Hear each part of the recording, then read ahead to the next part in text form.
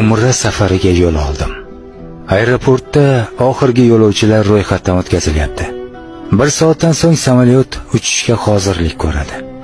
Ro'yxat tugatilishini ogohlantirib, yo'lovchilarni tezroq ro'yxatdan o'tishlariga chorlov ovozi kela boshladi. Shu vaqt Umraga ketish uchun ro'yxatda turgan otaxon o'g'li bilan kelib, otaxonni pasporti qolib ketganini payqab qolishdi.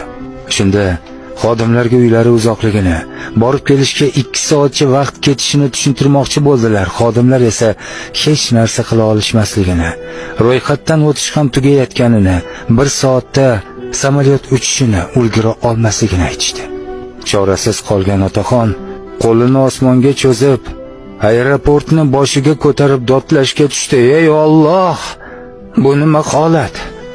Meni esimdan chiqibdi. Seni esingdan chiqmasdi-ku.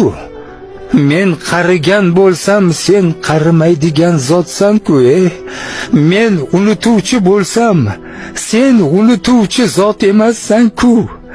Meni xayolimdan chiqqan bo'lsa, nega sen eslatmading deb qayta takrorlab baqirib yig'lardi. Bu nolasidan hamma hayron va ensasi qotardi. Men oldiga borib, otaxon, bu qanday nola qilish? O'zingizni bosing. Robbingiz bilan ham shunday muomala qilasizmi? Ehtirom bilan muomala qilinmaydimi dedim. Otaxon, menga qaragiz ham kelmay, meni Robbim bilan tinch qo'y, Allohim bilan qo'yib ber degandek, men unutdim. Sen unutmasding-ku. Men qaridim, sen qarimasding-ku deb zalni boshiga ko'tarib to'xtamay yig'lardi. Oldidan o'tganlar Alloh bilan ham shunday muomala qiladimi, sog'ib qolganmi deb o'tishardi.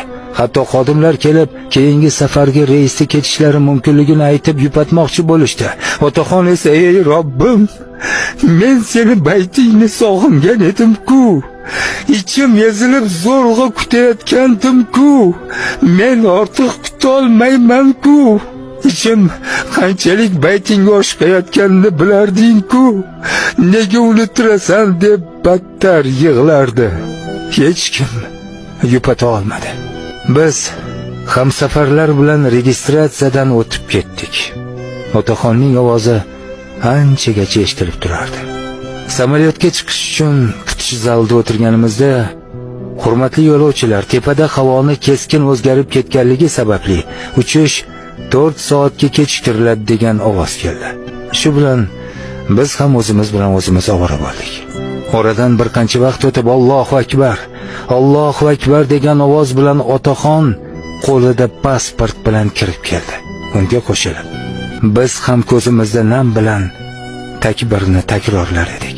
Otaxon yonimga yaqinlashganda peshonasidan o'pdim va dedim: Otaxon Robbisiga shundayin ishonch bilan, sodiqlik bilan savol beraverdiki, hech kimga quloq solmay uni ko'rib turgandek shikoyat qilaverdiki, u butun osmondagi havoni o'zgartirib, minglab yo'lovchilarni kuttirib, har qanday sababni ham inobatga olmay, reja vaqtidan kechikmay uchadigan uchoqlarni joyidan jildirmasdan savoliga javob berdi-ya.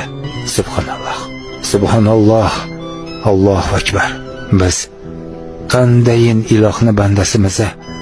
Agar qattiq ishonib so'rasak, albatta u javob berardi ekan-a. Ustozlar aytishardi: Robbing ijobat qilishni xohlaydi, sen so'rashni bilmaysan. Biz haqiqatda so'rashni bilmaymiz. Azizlarim, bu ulug' kunda biz ham voqeadagi otaxon kabi ishonib Robbimizdan so'raylikki, avvalo iymonimizni salomat qilsin. O'zi bandam desin. Bu oydan yangi tug'ilgan chaqaloqdek gunohlardan pok chiqishimizni, keyingi Ramazongacha ham taqvodan uzoqlashmay yetishishligimizni nasib qilsin. Baytiga oshiq qalblarni harami va Ravzai muborakka yetishtirsin.